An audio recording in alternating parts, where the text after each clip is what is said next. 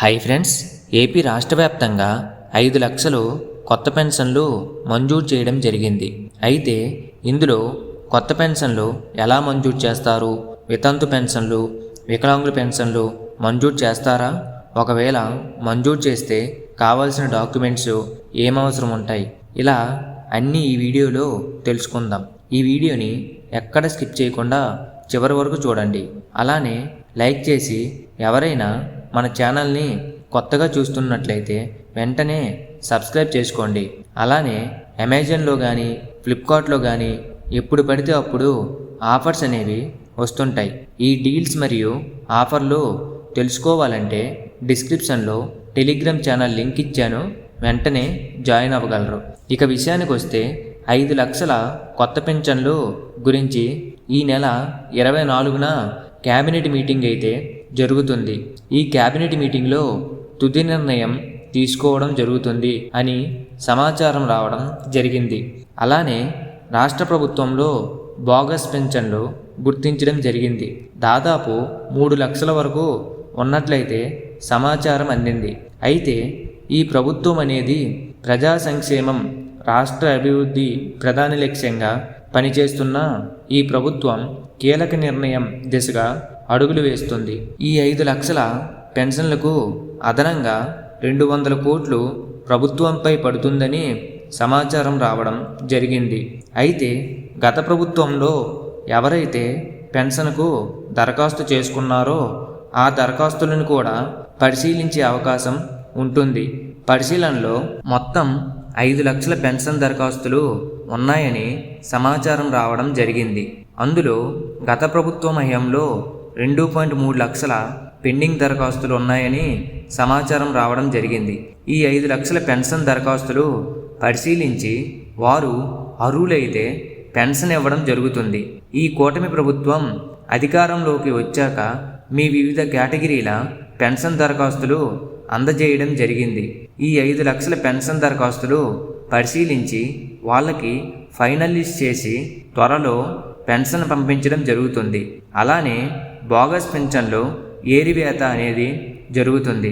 త్వరలో స్పాజ్ పెన్షన్లను ప్రభుత్వం మంజూరు చేయనుంది.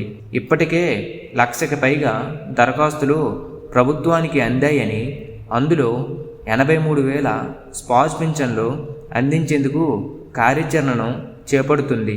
అంటే కుటుంబంలో భర్త చనిపోయిన వృద్ధాప్య పెన్షన్లను మంజూరు చేయనుంది. ఈ పెన్షన్లపై 2-3 సార్లు అనివార్య కారణాల వల్ల వాయిదా పడుతూ వస్తుంది. కాబట్టి ఈ నెల 24న జరిగే కేబినెట్ సమావేశంలో స్పాజ్ పెన్షన్లపై ప్రకటన చేసే అవకాశం ఉంది. అయితే ఈ కొత్త పెన్షన్లు ఎప్పటి నుంచి అప్లై చేసుకోవాలంటే ఆగస్టు 1 నుంచి అమల్లోకి వస్తుంది. దీనికి కావాల్సిన డాక్యుమెంట్స్ ఒంటరి మహిళా పెన్షన్కైతే ఆధార్ కార్డు, దరఖాస్తు ఫారం, ఫోటో, వయస్సు ధృవీకరణ కోసం జనన ధృవీకరణ పత్రం లేదా పాఠశాల నుంచి పొందిన సర్టిఫికేటు, పెళ్లి కాని మహిళ అని తెలిపే తహసీల్దార్ జారీ చేసిన ధృవీకరణ పత్రం. అదే వితంతు పెన్షన్ కోసం భర్త మరణ ధృవీకరణ పత్రం, బీపీఎల్ కార్డు, వయస్సు రుజువు ధృవీకరణ పత్రం మరియు రేషన్ కార్డు లేదా ఓటర్ కార్డు. అదే వృద్ధాప్య పెన్షన్ కోసం ఆధార్ కార్డు, నివాస ధృవీకరణ పత్రం, రేషన్ కార్డు, బ్యాంక్ ఖాతా పుస్తకం మరియు దరఖాస్తు ఫారం. అయితే ఒంటరి మహిళా పెన్షన్, వితంతు పెన్షన్, వృద్ధాప్య పెన్షన్లకు కావాల్సిన డాక్యుమెంట్స్ చెప్పడం జరిగింది. ఈ డాక్యుమెంట్స్లో ఏది లేకపోయినా మీకు పెన్షన్ అనేది రావడం జరగదు. అలానే దివ్యాంగులు అయితే కంపల్సరీ సదరం సర్టిఫికేట్ తీసుకోవాల్సి ఉంటుంది. ఒకవేళ లేనట్లయితే వెంటనే ఈ సదరం సర్టిఫికేట్ అనేది చేసుకోగలరు. ఇప్పుడు వరకు చెప్పిన కొత్త పెన్షన్లందరికీ ఒకటే చెప్తున్నా, ఇప్పటి వరకు పెన్షన్పై ఏ సమాచారం లేదు. 24న జరిగే క్యాబినెట్ మీటింగ్లో ఈ కొత్త 5 లక్షల పెన్షన్లని అమల్లోకి తీసుకొస్తారని, తుది నిర్ణయం తీసుకుంటారని సమాచారం వచ్చింది. ఒకవేళ అమల్లోకి వస్తే ఆగస్టు నెల నుంచి దరఖాస్తు చేసుకోవచ్చు.